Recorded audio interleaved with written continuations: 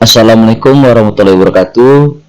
Jumpa lagi dengan saya Pratama pada mata pelajaran animasi 2 dan 3 dimensi. Kali ini kita akan belajar software baru. Kalau sebelumnya kita sudah pernah belajar software Adobe Flash, nah sekarang kali ini kita juga akan belajar salah satu software animasi 2 dimensi, yaitu Adobe After Effects. Nah, Adobe After Effects ini adalah software pengolah visual effect sekaligus juga software pengolah animasi 2 dimensi. Oke, untuk pertama-tama sebelum kita memulai belajar software Photoshop After Effects ini, ya ada baiknya kita berkenalan dulu dengan interface-nya supaya kita tidak bingung saat menggunakan software tersebut. Oke, yang pertama saat kita membuka Adobe After Effects itu seperti software editing pada umumnya, kita akan bertemu dengan jendela Start, yang dimana jendela Start ini akan bersihkan option. Yang pertama New Project. Nah, di sini New Project untuk membuka lembar kerja baru, kemudian ada Open Project untuk membuka lembar kerja atau project lama kita. Nah, sebelah kanan ini ada project-project lama kita yang bisa kita pilih. Misalkan kita ingin membuka ulang atau merevisi project lama yang sudah kita buat, nah kita tinggal pilih saja di sebelah kanan ini. Karena kita dalam tahap belajar, jadi kita buat saja new project atau lembar kerja baru.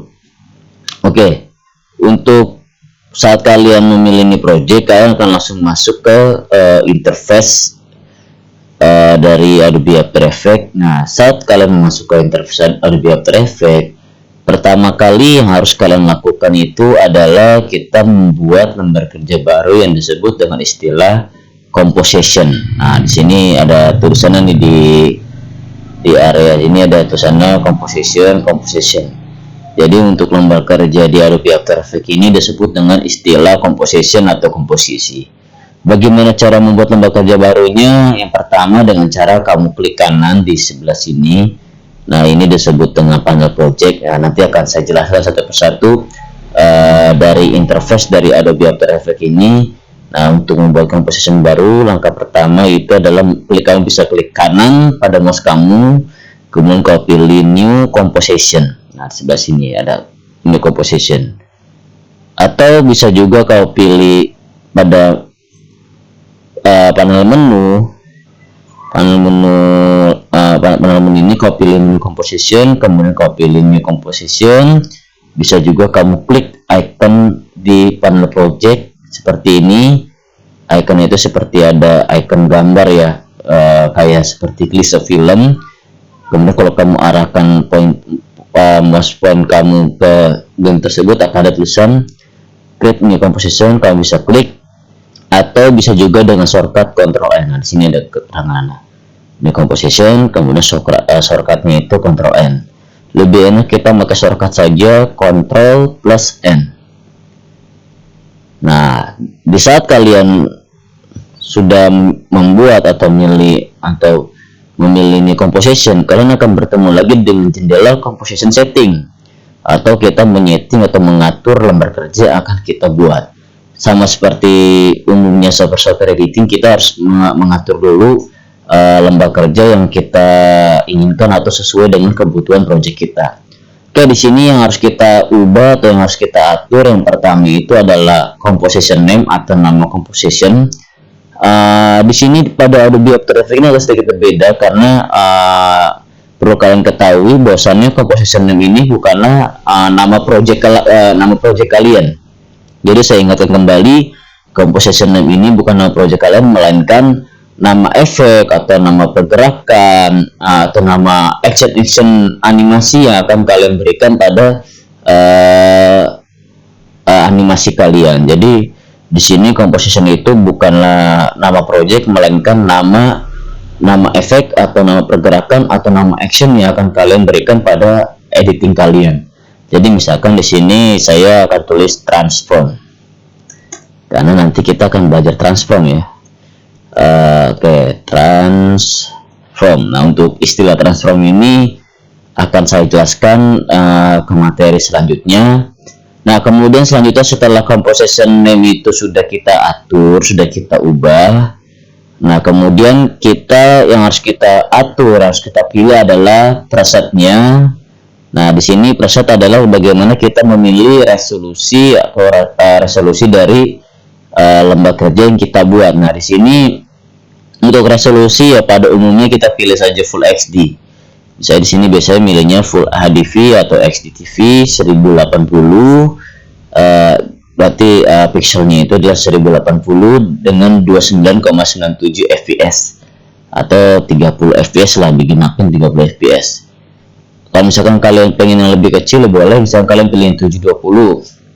Kemudian fps nya kalian maunya 24, boleh kalian pilih yang 23,97 ini.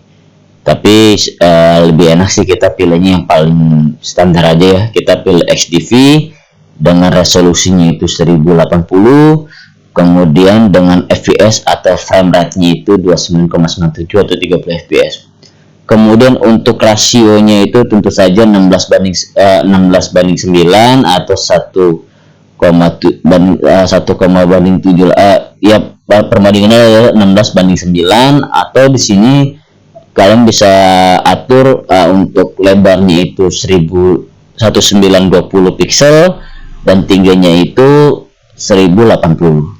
Jadi kita sudah mengatur resolusinya itu adalah 1080, fps-nya 29,97, kemudian rasionya itu 1920 1080.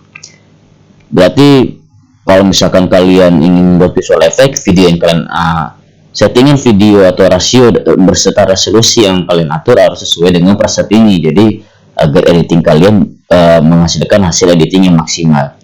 Kemudian yang kita atur adalah apa? Kalau yang kita atur yang pertama selanjutnya adalah resolution. Kenapa yang pixel ratio dan frame rate tidak usah kita atur ya? Karena itu kita defaultkan saja. Jadi kita bawaan dari sana, tidak usah kita atur atau kita ubah-ubah lagi. Frame rate itu ini frame rate adalah fps, jadi tidak usah kita ubah. Jadi kan karena kita sudah pilih dengan resolusi 1080 dengan fps 29,97 atau 30 fps. Nah, itu pun juga kualitas pergerakannya juga sudah lumayan bagus, sudah cukup bagus, jadi tidak usah kita ubah-ubah lagi. Kemudian resolusi. Nah, untuk resolusi ini bukan resolusi atau hasil gambar dari hasil editing kita. Jadi resolution di composition setting ini adalah tampilan pada jendela pada panel monitor kita. Jadi di saat kita mengedit itu akan ada tampilan gambar atau tampilan yang menunjukkan hasil editing kita. Nah, di sini adalah resolution itu adalah mengatur kualitas dari tampilan tersebut. Nah, di sini ada beberapa option. Kalau misalnya kalian klik kiri di sini, yang pertama ada full, berarti tampilannya itu udah full, penuh gitu, sangat bagus, sempurna dengan kualitas yang sangat maksimal. Kemudian ada half, setengah, kemudian ada third, sepertiga, kemudian ada quarter, seperempat. Di sini begini penjelasannya. Sebenarnya untuk lebih bagus kalian memilih full, tapi terkadang kita punya kendala di bagian spesifikasi PC kita atau spesifikasi laptop kita, ya, sehingga untuk mengedit dengan resolusi full itu akan terasa berat. Ya, saran saya sih kalian pilih yang half atau setengah. Jadi beban kinerja PC kita atau laptop kita agak sedikit lebih enteng. Itu aja sih kalau misalkan saran tips dari saya. Kemudian selanjutnya start time code tidak usah kita ubah. Kita mulai dari waktu 000, jadi tidak usah kita ubah. Nah, duration atau durasi. Duration itu atau durasi ini adalah lamanya hasil editing kita atau lamanya hasil video atau hasil animasi yang kita edit di lembar kerja ini pada composition ini. Standar gini. Saya ingatkan kembali, composition bukan project, bukan nama project. Nah, melainkan composition adalah hasil visual atau hasil efek maupun hasil pergerakan dari sebuah animasi atau efek dari sebuah visual effect. Salah satunya atau jadi tidak project secara keseluruhan. Jadi untuk duration ini paling standar itu berkisaran 5 sampai 10 second ya. Kalau kalian lihat di sini ya. Kalau kalian lihat di sini itu ada angka 0, 00, 10, 00. Nah, yang sebelah kanan itu adalah detik sebelum second, kedua dari kanan adalah second, kedua dari kiri adalah menit. Nah, kemudian yang paling kiri itu adalah jam. Jadi yang kalian atur adalah 00 yang kalau misalkan kalian biasanya kalian akan nemunya seperti ini. Jadi 00 semua. Nah, yang kalian pilih adalah yang kedua dari kanan, kemudian kita atur. Nah, standarnya itu berapa? Standarnya 5 sampai 10 second. Nah, di sini kita setting aja 10 second. Kemudian apalagi? Nah, kalian bisa ganti background color. Nah, background color ini adalah kalian memberi warna pada monitor kalian. Nah, kalau misalkan di Adobe Premiere itu kalian tidak bisa memberi warna pada monitor. Nah, kalau misalkan di After Effects, nah, di Adobe After Effects kalian bisa memberi warna pada background. Nah, ini mungkin sesuai dengan mood kalian aja. Untuk background ya pada dasarnya kita bisa membuat background lagi gitu. Nah, ini untuk background color ini adalah hanya memberi warna pada monitor kita. Kalau sudah, kita klik OK. Nah, begitulah settingan dari composition ini. Kalau sudah, nah kalian tinggal klik OK saja. Nah, barulah kita sudah punya satu lembar kerja atau satu composition. Nah, sekarang yang kita lakukan adalah apa? Kita harus berkenalan dulu dengan interface dari After Effects sendiri. Oke. Untuk interface dari After Effects sendiri lebih simple, lebih sederhana daripada Adobe Premiere ya. Karena di sini kita ya interface-nya tidak terlalu banyak. Jadi sangat mudah untuk dihafalkan. Dan juga tool-toolnya pun juga tidak terlalu banyak. Yang pertama itu yang paling kiri sebelah ini disebut dengan panel project. Nah, kalian lihat di sini ada tab-nya ya, ada tulisan project. Nah, di sini adalah panel project. Panel project adalah tempat kita membuat komposisi dan juga menaruh elemen-elemen atau istilahnya dalam After Effects itu disebut dengan aset. Jadi kita meletakkan objek-objek, kita meletakkan elemen-elemen, kita meletakkan aset yang akan kita edit di Adobe Premiere di Adobe After Effects ini. Tempatnya adalah di panel project ini. Membuat composition baru, meletakkan objek-objek yang akan kita edit, kemudian kita objek-objek tersebut ada hampir semua format kita bisa masukkan di Adobe After Effects, baik itu video, gambar, foto, kemudian audio atau suara. Jadi semuanya bisa kita masukkan di Adobe After Effects sesuai dengan kebutuhan editing kita. Kemudian yang tengah ini disebut dengan monitor. Nah, disebut dengan monitor. Monitor ini adalah tempat kita melihat hasil editing kita. Jadi selama kita mengedit itu, monitor ini adalah gambaran hasil editing kita. Oke, kemudian di sebelah kanan, yang paling kanan di sini ada namanya panel effect. Jadi standar di sini ada panel efek, yang dimana panel efek ini berfungsi untuk kita memberikan efek pada objek-objek atau aset-aset yang akan kita edit. Jadi kalau misalnya kalian ingin mencari efek yang ingin kalian berikan pada objek di Adobe After Effects ini, kalian bisa cari paling kanan ini disebut dengan efek and preset. Nah, untuk mengatur efeknya ada di panel project, kalian cukup tab aja. Jadi di sini ada tab. Ada beberapa tab, tinggal kamu klik di sini. Nah, di sini ada efek control. Jadi ini project, di panel project ini juga ada tab lagi disebut dengan efek control. Jadi jika kalian memberi efek pada objek, di sini kan ada efek preset. Nah, kalian sudah memberikan efeknya. Kemudian bagaimana kita cara mengatur efeknya? Cara mengatur efeknya itu di efek control. Ya, kurang lebih seperti itu gambarannya. Memberi efek ke sebelah kanan, kemudian mengaturnya sebelah kiri. Ya, untuk standar interface standar dari Adobe After Effects seperti itu. Mungkin kalau kalian sudah ahli menggunakan After Effects, mungkin kalian akan mengganti-ganti panelnya, posisi panelnya. Ya, kalau untuk posisi standar seperti itu. Nah, kemudian yang paling bawah ini disebut dengan timeline. Nah, timeline dari Adobe After Effects ini agak sedikit berbeda karena Oke, misalkan saya akan memberi contohnya seperti ini. Saya akan buat objek persegi berwarna kuning. Oke, seperti ini. Jadi saya buat objek persegi berwarna kuning. Nah, ada sedikit perbedaan timeline Adobe After Effects dengan timeline Adobe Premiere. Kalau misalnya Adobe Premiere itu ada track yang dimana ya video, gambar, audio. Sedangkan kalau untuk Adobe After Effects ini kita menggunakan sistem seperti software desain grafis, yaitu layer. Nah, di sebelah kiri timeline ini ada layer atau panel layer ini menyatu dengan timeline.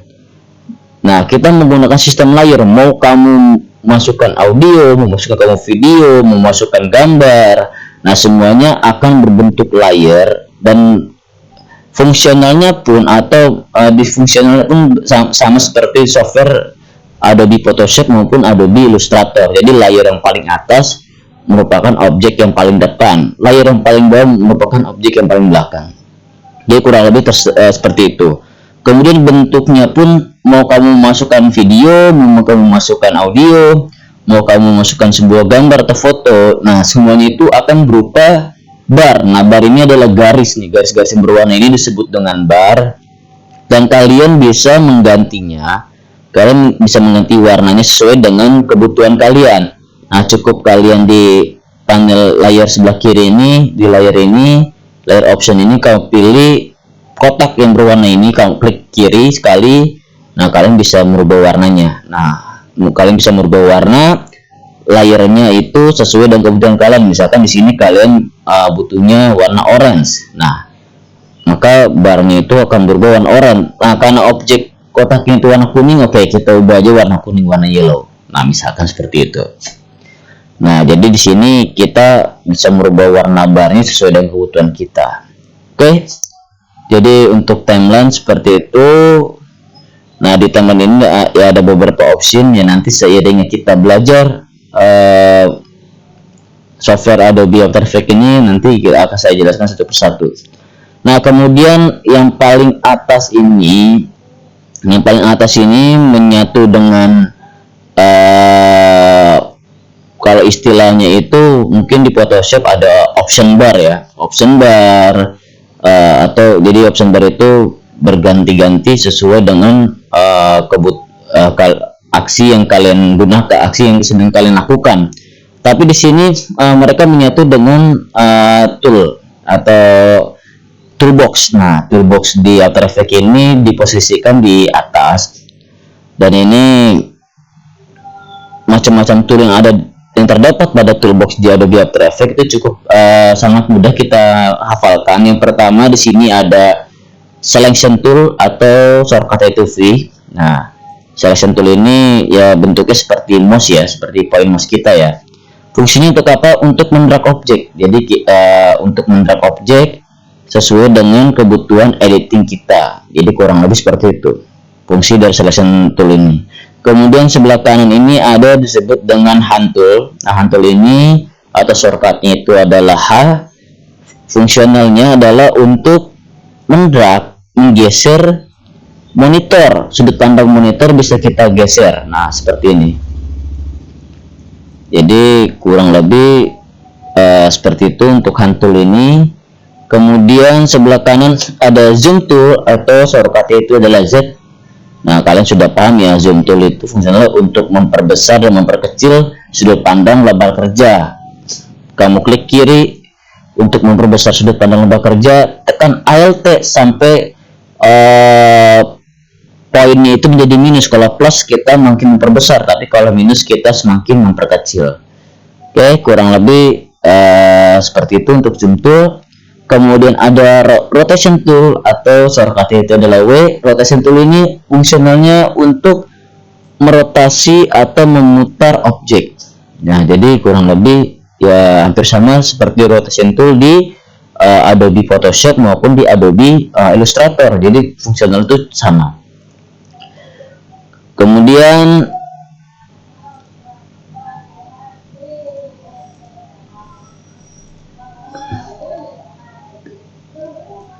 kemudian ada namanya kamera tool. Nah, untuk kamera tool mungkin untuk saat ini saya tidak akan menjelaskan secara detail.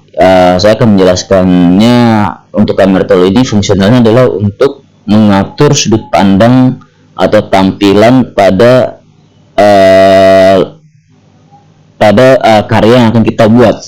Jadi sama seperti kita sedang membuat film itu kan tentu kita memiliki sudut pandang kamera berbeda-beda, framingnya ada misalkan dari extreme long shoot sampai ke extreme close up. Nah begitu pula dengan di Adobe After Effects kita bisa membuat atau membuat sudut pandang itu hanya dengan kamera tool ini. Jadi kita juga bisa mengatur sudut pandang kamera dengan menggunakan kamera tool di Adobe After Effects. Jadi biasanya sih ini untuk membenarkan posisi sudut pandang kamera saat proses atau visual effect akan kita edit biasanya. Untuk animasi pun juga bisa digunakan, ya tergantung sesuai kebutuhan kita. Mungkin untuk kamera tool itu aja penjelasan dari saya. Kemudian untuk selanjutnya, kalau misalnya kamera tool, kamera tool shortcut itu C. Jadi kalau misalnya kamu ingin menggunakan kamera tool ini, kamu tekan saja tombol C di keyboard kamu. Kemudian selanjutnya ada namanya pan behind atau anchor point dengan shortcutnya Y. Nah, anchor point itu apa sih? Sederhananya anchor point itu adalah sumbu titik tumpu dari objek yang akan kalian edit. Nah, kalau kalian perhatikan di kotak kuning ini ada titiknya, ini titiknya, titik pusatnya. Nah, ini disebut dengan anchor point atau titik tumpu. Nah, anchor point ini berpengaruh juga dengan ya pergerakan atau aksi yang akan kita berikan pada objek ini. Jadi misalkan kalau misalkan kita anchor point atau anchor point yang kita posisikan dengan anchor point tool ini, kita posisikan anchor point di tengah-tengah. Nah, kita gunakan rotation tool, maka perputaran objeknya sesuai dengan titik tumpunya di tengah. Tapi misalnya anchor point kita menggunakan anchor point tool, kemudian kita geser anchor pointnya atau poin titik tumpunya di sebelah kiri atau sebelah kanan, nah kemudian kita gunakan rotation tool, maka perputaran objeknya pun juga sesuai dengan titik tumpu yang sudah kita atur. Jadi kurang lebih untuk anchor point tool penjelasannya seperti itu. Kemudian ada ya shape tool atau key. Nah, di sini shape tool ini ada banyak. Kamu cukup tahan klik kiri, kamu tahan beberapa saat kurang lebih 1-3 second, maka akan keluar option lain seperti rectangle untuk membuat persegi, rounded persegi tapi ujungnya itu sedikit tumpul, kemudian ada ellipse untuk membuat bentuk ellipse atau lingkaran, kemudian untuk ada polygon tool untuk membuat persegi 5, kemudian ada star tool untuk membuat objek berbentuk bintang. Jadi nah seperti saya membuat persegi ini ya. Jadi saya udah membuat persegi ini dengan menggunakan rectangle tool. Nah, jadi kamu harus tahu kalau membuat persegi kita pilih rectangle tool, membuat lingkaran kita pilih ellipse tool. Jadi kurang lebih seperti itu. Oke, kemudian ada pen tool. Nah, pen tool ini atau shortcutnya G. Pen tool berfungsi untuk membuat garis vektor yang akan kita buat. Nah, di sini jadi garis vektor secara bebas. Kita juga bisa membuat shape dengan pen tool ini. Jadi kalau misalnya kita hanya membuat garis seperti ini, jadi kita bisa membuat shape secara bebas dengan menggunakan pen tool ini. Ya, kurang lebih seperti itu untuk isi pen tool. Jadi fungsionalnya sama seperti di Adobe Photoshop maupun di Adobe Illustrator. Kita untuk membuat garis yang dimana garis itu terhubung dari titik-titik kurva yang terhubung kemudian menjadi sebuah objek atau membentuk sebuah objek atau bidang. Kurang lebih seperti itulah fungsi dari pen tool ini. Kemudian ada tab tool. Nah, tab tool ini atau shortcut itu adalah CTRL-T. Nah, di sini kalian harus lihat nih. Nah, tab tool mungkin kalian sangat familiar ya. Kalian sangat familiar untuk tab tool ini. Nah, untuk tab tool ini fungsinya adalah untuk membuat teks. Jadi kita bisa menambahkan teks di tampilan monitor kita, di layar editing kita, atau untuk kebutuhan editing kita bisa menambahkan teks dengan menggunakan tab tool ini. Nah, bagaimana cara membuat teksnya? Cukup kamu klik kiri sekali, kemudian kamu ketikkan teks kamu, misalkan contoh di sini. Atau bisa juga kamu dengan tab tool ini kamu blok seperti ini. Nah, bedanya apa dengan kamu menggunakan tab tool diklik sekali atau dengan cara memblok? Oke, saya terangkan. Jika kamu ingin membuat title atau judul, kamu cukup klik tab tool sekali saja. Nah, tapi jika kamu ingin membuat body text, nah di sini kelihatannya. Jika kamu ingin membuat body text yang dimana paragrafnya itu harus rapi, misalkan kamu ingin paragrafnya itu justify rata kanan kiri, nah kamu harus memblokir terlebih dahulu. Jadi kamu bisa ada area teks yang dimana bisa kamu ketikkan teks-teks yang panjang. Jadi kurang lebih seperti itu. Jadi fungsionalnya sama seperti tab tool di Adobe Photoshop dan Adobe Illustrator. Ya, tidak ada perbedaan sama sekali. Nah, kemudian ada brush tool. Nah, fungsionalnya hampir sama ya. Kita membuat seperti coretan-coretan kuas gitu. Kemudian ada clone stem. Nah, fungsinya sama untuk mengcloning bagian sisi dari objek. Kemudian ada eraser untuk menghapus. Kemudian ada namanya puppet tool. Nah, untuk puppet tool ini nanti kita bisa menggunakan saat kita ingin membuat animasi dengan teknik puppet. Nah, kurang lebih puppet tool seperti itu. Mungkin untuk contohnya akan saya jelaskan nanti untuk materi selanjutnya. Nah, balik lagi ya, kalian perhatikan ya, di sini di monitor ada beberapa objek, dan di timeline pun, di panel layar pun juga ada muncul layar baru.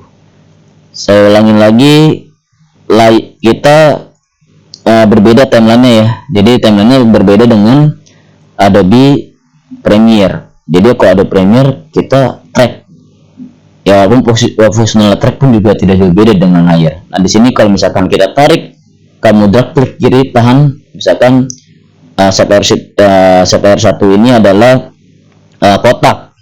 Nah, ini bisa kamu ganti namanya. Kamu cukup kamu klik layar sampai layar terblok, berarti tandanya layar aktif. Kamu klik enter, kamu ubah nama, misalkan kotak kuning.